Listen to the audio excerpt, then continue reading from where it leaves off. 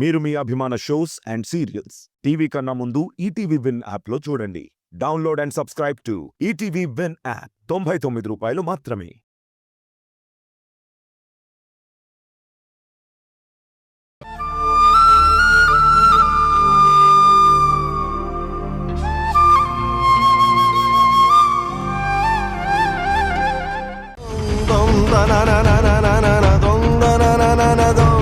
మీరిద్దరూ నిజాన్ని దిగమింగారు. పాప అతను తాగైనా నిజమే చెప్పాడు. కట్టుకున్న భార్యగా కన్నపిల్లల గురించి నువ్వు నాకు చెప్పలేదు. రక్త సంబంధం ఉన్న అక్క కూడా నాకు చెప్పలేదు. ఇప్పుడు అతను నిజం చెప్పిన తర్వాత మీరు బయటపడ్డారు. లేకపోతే జీవితాంతం నా పిల్లలకి నేను, ఆయన పిల్లలకి ఆయన దూరంగా బతకాల్సి వచ్చేది.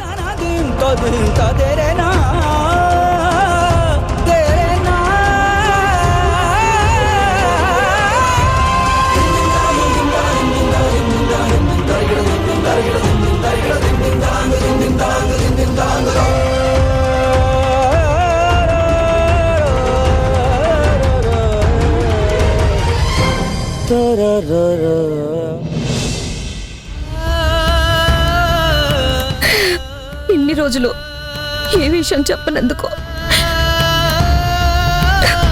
నన్ను క్షమించండి.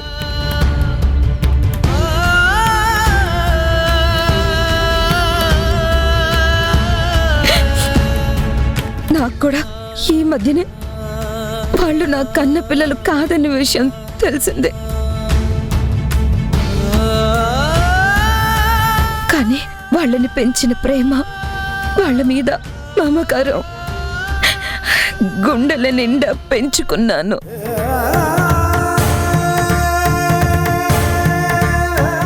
వాళ్ళని నా దగ్గరే ఉంచుకోవాలన్న చిన్న స్వార్థం, వాళ్ళని దూరం చేసుకోలేని బలహీనత,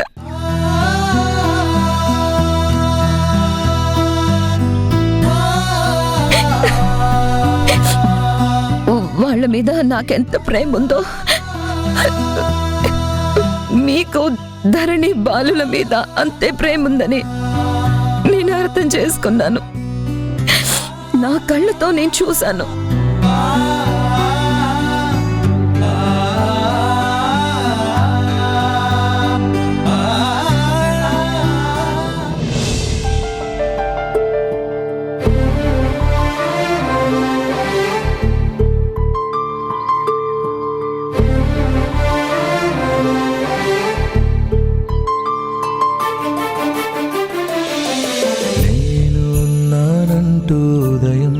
చీకటినే దాటే సమయం, పరుగెత్తుకు వచ్చే హృదయం నానా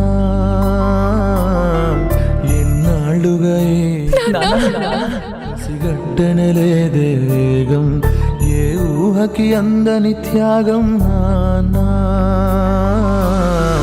కనిపించని దైవానికి నువ్వే నాన్న రూపం, కనిపించే అమ్మకి నువ్వే కథలోకం, అనుబంధం అనే కోవెలలో నువ్వేగా తొలి దీపం, మన ఇద్దరి బంధం చూసిన వికెందుకింత కోపం.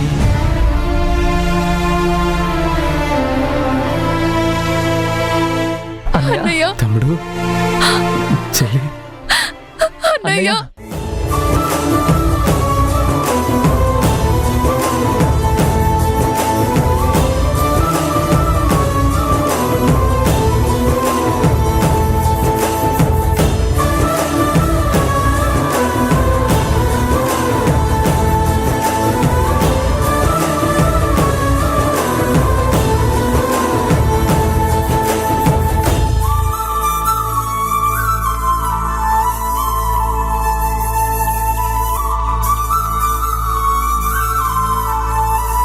వద్దమ్మా, ఇంకా నువ్వు కన్నీళ్లు కార్చాల్సిన అవసరం లేదు. నువ్వు, నాన్న, తమ్ముడు, నేను, చెల్లి అంతా ఒక ఫ్యామిలీ అమ్మా. హ్యాపీగా ఉండొచ్చు. ఇంకెవ్వరు మనల్ని విడదీయలేరు.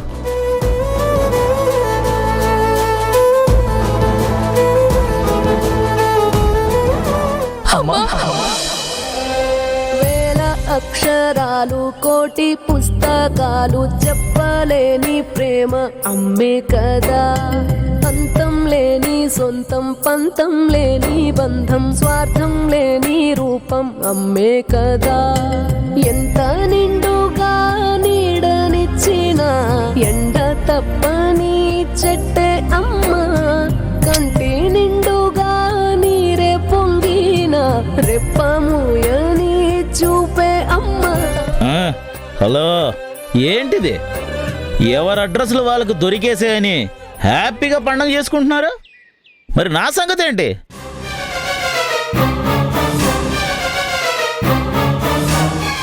మీ పిల్లల గురించి మీకు తెలిసింది నేను చెప్పబట్టే కదా. మీ ఫ్యామిలీ అంతా ఒక్కటైంది నా మూలంగానే కదా.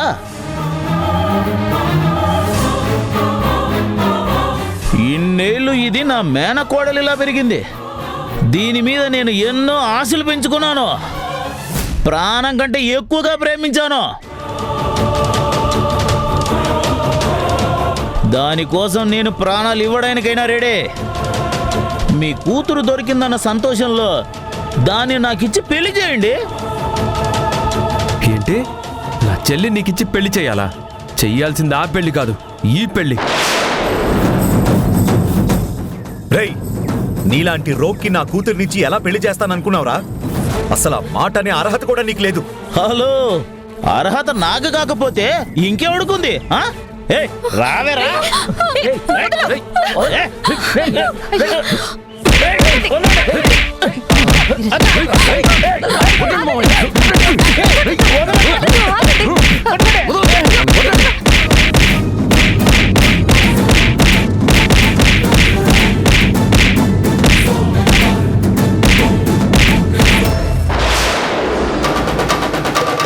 ఏంటక్క ఫోన్ చేసి మాట్లాడవేంటి?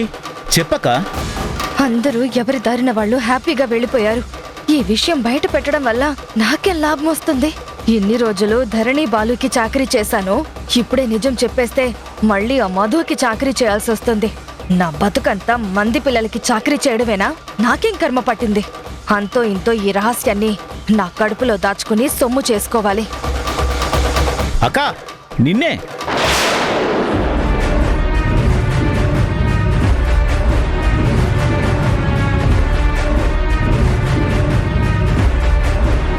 వద్దు, చెప్పొద్దు.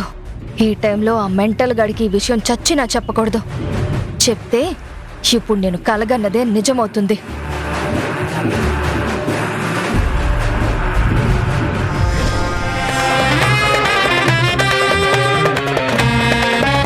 చెప్పొద్దు. కేశవ గడికి మాత్రం చెప్పొద్దు. వాడికి తెలిసిందంటే వాడు గొడవ చేస్తాడు. ఊరంతా పాకుతుంది. ఆ జనని గుణాల చెవిన పడుతుంది. వాళ్ళొచ్చి వాళ్ళ కన్న పిల్లలు ధరణి బాలుని తీసుకెళ్లిపోతారు. అప్పుడు ప్రతాప్ మధుని చెరదిస్తాడు. నేను మళ్ళీ సపత్తల్ల అవతారం ఎత్తాల్సి వస్తుంది. అంతకు మించి జరిగేది ఒరిగేది ఏమీ లేదు.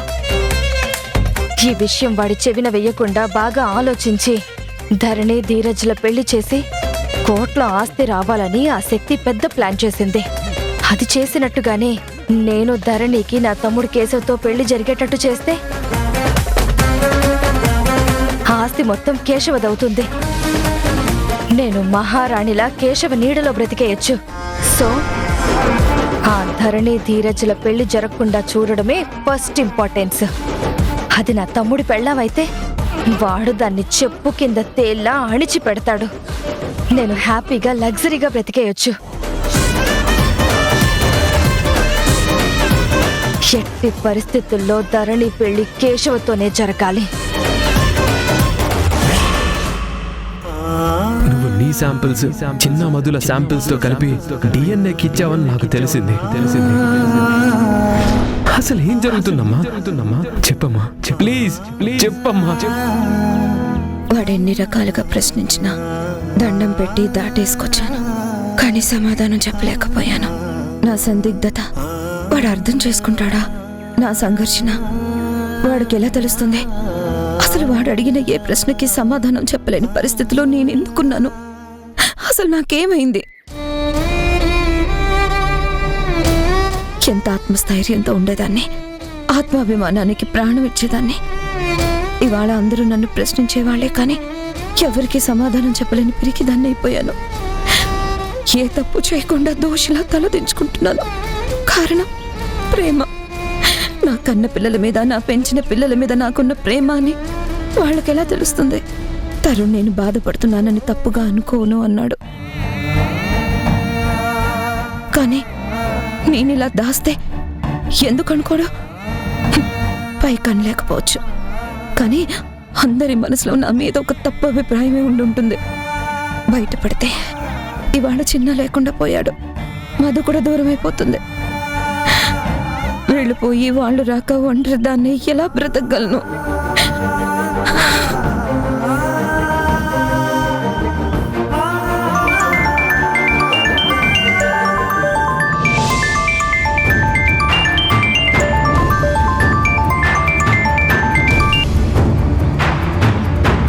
హాయ్ జనని, ఎలా ఉన్నావు? ఇంకా నువ్వు పెంచిన కొడుకు పోయాడు అన్న దుఃఖంలోనే ఉన్నావా? ఆ బాధలో నుంచి బయటికి రాలేకపోతున్నావా? చూడు, నువ్వు జీవితంలో ఒక్కొక్కటి పోగొట్టుకోవడమే కాని ఏది సంపాదించుకోవటం నీ జాతకంలోనే లేదనిపిస్తోంది జనని. తాళి కట్టిన మొగుడు దూరం అయ్యాడు, కన్న పిల్లలు నీ దగ్గర లేకుండానే పోయారు, పెంచిన కొడుకు పోయాడు. హే, నీ సాడిజానికి ఒక లిమిట్ అంటూ లేదా? సమయం సందర్భం లేకుండా వెక్కిరించడం, దెబ్బపడడమేనా నీ అలవాటు? ఏడ్చే వాళ్ళ కన్నీళ్లు తుడుద్దామన్న బుద్ధి లేదు. కళ్ళల్లో పుల్లలు పెట్టి కెలుకుతామని చెప్పి చూస్తావా? అసలు నువ్వు మనిషివా, లేకపోతే నీకేమైనా మానసిక రోగం ఉందా? అవతలి వాళ్ళ దుఃఖంలో సంతోషాలు వెతుక్కునే నీచపు బుద్ధి. ఫోన్ చేసింది వెక్కిరింపులకి అయితే ఫోన్ పెట్టేయ్. హలో హలో హలో, ఒక్క నిమిషం ఆవేశపడకు జనని. నాకు నీ గురించి తప్ప వేరే ఆలోచనలు ఏముంటాయి చెప్పు? అయ్యో పాపం అభాగ్యురాలు, జీవితంలో ఏ సుఖ సంతోషాలు పొందలేదు, కష్టాలు కన్నీళ్ళని ఎదురు ఈదుతూ గడుపుతుంది అని ఒక సాఫ్ట్ కార్నర్ ఉంది చూసావు? అందుకే ఇప్పుడు నీ మంచి కోరే ఫోన్ చేశాను. నా మంచి కోరి నువ్వు ఫోన్ చేశావా? ఏంటి మహాతల్లంత మంచి? పెట్టేస్తానన్నావు కదా, ఎప్పుడు ఇంట్రెస్ట్ కలిగిందా? చెప్తే చెప్పు, లేకపోతే పెట్టేసాయి. చెప్తాను, అందుకేగా ఆగమంది. ఈరోజు మార్నింగ్ ఒక అద్భుతం జరిగింది.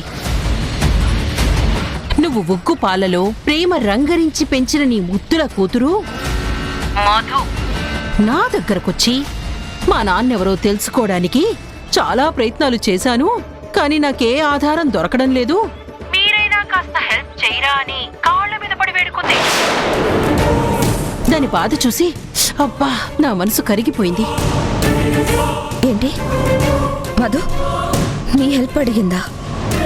నా దగ్గరికి రానిదే, నా కాళ్ళు పట్టుకోనిదే, నన్ను అడగనిదే నేను నీకెందుకు ఫోన్ చేసి చెప్తాను?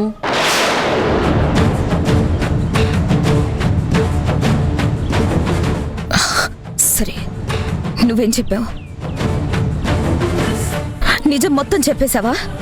నేను తన కన్న తల్లిని కాదని వాగేశావా? క్షణం చెప్పేద్దామనిపించింది కానీ గడిచిన 20 ఏళ్ల నుంచి నువ్వు పడుతున్న బాధలు గుర్తొచ్చాయి. అయ్యో పాపం అనే గుణం నాది, జాలి దయ మమకారం ఉన్న మనిషిని నేను. శత్రువుకైనా హాని చెయ్యాలంటే కాస్త వెనక ముందు ఆడతాను. అందుకే అసలే బాధలో ఉన్న మనిషిని ఇంకా ఎందుకు బాధ పెట్టడమని చెప్పలేదు. చెప్తే ఏమవుతుందో కూడా నాకు తెలుసు, నువ్వు ఎలా రియాక్ట్ అవుతావో కూడా నాకు తెలుసు. సరే, ఇప్పుడు నాకెందుకు ఫోన్ చేశావు? నేను చెప్పలేదు అని చెప్పడానికి కాదు, కాస్త నీ పెంపుడు కూతుర్ని కంట్రోల్లో పెట్టుకో. లేకపోతే దాని ప్రయత్నాలది అలా కంటిన్యూ చేస్తే ఎప్పుడో అప్పుడు ఎక్కడో అక్కడ ఎవరో ఒకళ్ళు దానికి నిజం చెప్పేస్తారు. ఆ తర్వాత ఏం జరుగుతుందో నీకు తెలుసు కదా. So take care, be alert, be aware of Madhu.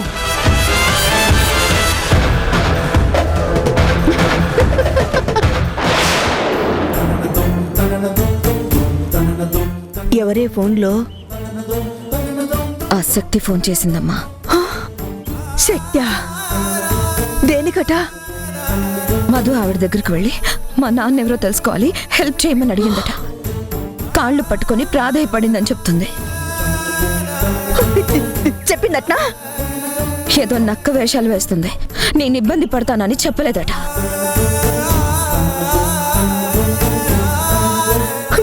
ఏంటి జరణి ఇది? అందరికీ భయపడి బతకాల్సి వస్తుంది.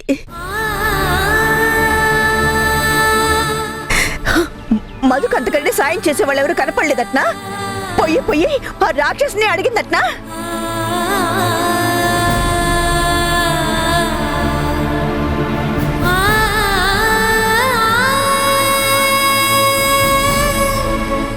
ఏయ్ మధు!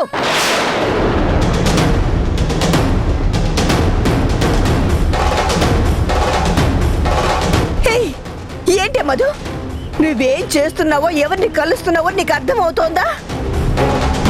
ఆ శక్తి ఎంత దుర్మార్గురాలో నీకు తెలుసు కదా. పోయి దాంతో మాట్లాడతావా? నీకు అసలు మైండ్ పనిచేస్తోందా? ఆ శక్తికి ఏం తెలిసిన దాన్ని కలిసావే? లేనిపోనివన్నీ చెప్పి నీ బుర్ర పాడు చేస్తుంది. అది నీకు సాయం చేస్తుందా? బుద్ధి తక్కువ పనులు మానేసి కాస్త బుద్ధిగా ఉండడం నేర్చుకో. అరే, అమ్మ బాధపడుతుందని కాస్త కూడా లేదా నీకు? చూడమ్మమ్మా, నేను చేసింది కరెక్టే. నేనేదో తప్పు చేశానని నువ్వు నన్ను అనాల్సిన పని లేదు. నా బుర్రా బుద్ధి అన్ని బాగానే ఉన్నాయి. ఇంట్లో కొంతమంది బుద్ధి జ్ఞానం లేకుండా ప్రవర్తిస్తున్నారు. పిల్లల్ని ఏడిపించడం గొప్ప అని ఫీల్ అవుతున్నారు. ఇంట్లో వాళ్ళు సాయం చేయనప్పుడు వీధిలో వాళ్ళ కాళ్ళు పట్టుకుంటే తప్పేం లేదు.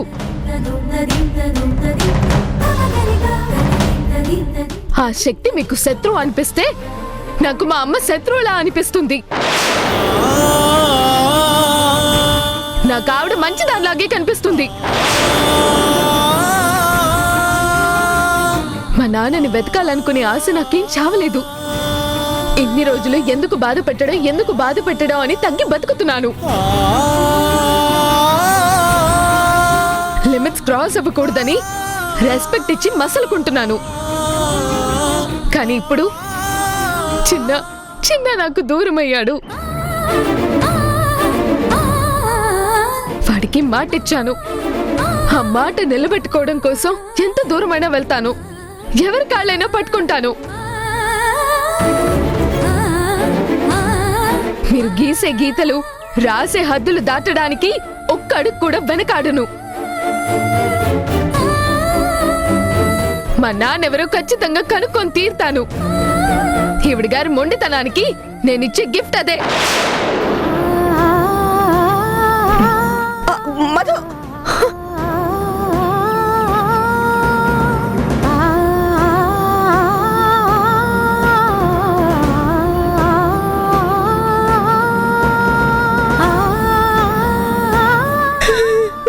దీన్నెలా ఓదార్చాలో నాకు అర్థం కావట్లేదే. అందరూ ఇలా తలెగరేయడానికి నువ్వు తల దించుకొని ఉండడమే కారణమే. అసలు నువ్వేం చేస్తున్నావో, ఎందుకు ఈ మౌనం వహిస్తున్నావో, ఏం చెయ్యాలని నిర్ణయించుకున్నావో నీకన్నా అర్థమవుతోందా? మధు అన్నట్టు మొండిగానే పోతున్నావా? ఆలోచించవే, నిజం ఎప్పటికైనా బయటపడుతుంది.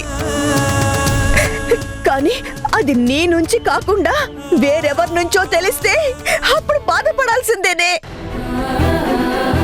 నిన్నెంత అసహించుకుంటారో ఆలోచించు. నువ్వు వాళ్ళని కట్టడి చేస్తున్నావు, బెదిరిస్తున్నావు. కానీ నిన్ను నేను కట్టడి చేయలేకపోతున్నాను. ఆలోచించు జరణి, ఏం చెయ్యాలో ఆలోచించు.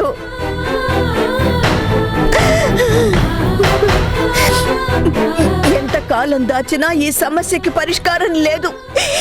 నువ్వు నోరు తెరవడమే ఈ సమస్యకి సమాధానమే.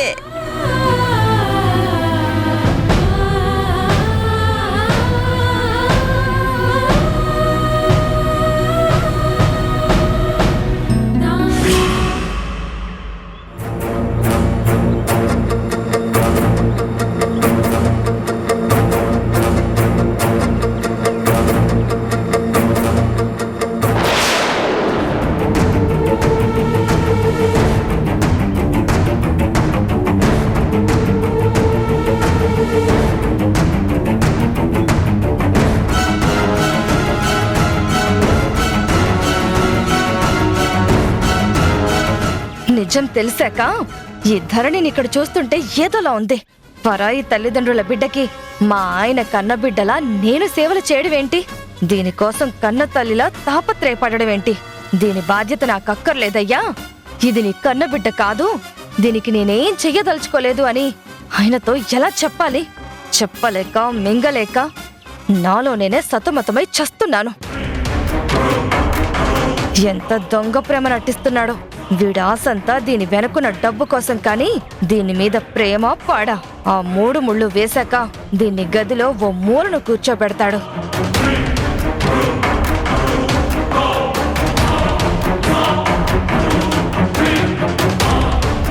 ఈ అబ్బాయి ఏంటి మళ్ళీ వచ్చాడు? మళ్ళీ ఏమైనా దెబ్బ తగిలిందా? కట్టు కడుతున్నావా? నమస్తే ఆంటీ. నమస్తే. ఏంటి మళ్ళీ వచ్చావు? మళ్ళీ ఎక్కడైనా దెబ్బ తగిలిందా? ఏంటి, దెబ్బ తగిలితేనే రావాలా, లేకపోతే రాకూడదా? ఆ అబ్బాయి వల్లే ఇవాళ ధరణి క్షేమంగా ఉంది. లేకపోతే నీ తమ్ముడు దాని బతుకు నాశనం చేసేవాడు తెలుసా? సాయం చేసిన మనిషి పరిచయం అయ్యాక 1కి 2 సార్లు వస్తే తప్పేంటి? మీకు నాకు తప్పేం లేదండి. మన సాయాలు మన పరిచయాలు బయట లోకానికి తెలియదు కదా. వయసొచ్చిన ఆడపిల్ల ఇంట్లో ఉంది. పరాయి వాళ్ళు ఇలా 1కి 10 సార్లు ఇంటికొస్తే చూసేవాళ్ళు ఏమనుకుంటారు అని నా భయం. పైగా అదేమి చిన్నపిల్ల కాదు. తల్లిగా నా బాధ్యత నేను పట్టించుకోకపోతే ఏం తల్లివమ్మా, ఏం పెంపకమమ్మా అని నా మొహానే అంటారు.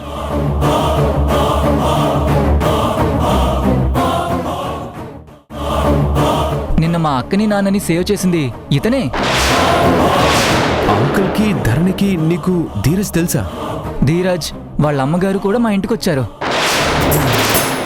వీళ్ళు ఏదో డ్రామా ఆడుతున్నట్టున్నారు అంకుల్. ఆ ఫ్యామిలీకి దగ్గర అవుతుందంటే తనేదో సీక్రెట్గా ప్లాన్ చేస్తుందని నాకు అనిపిస్తుంది.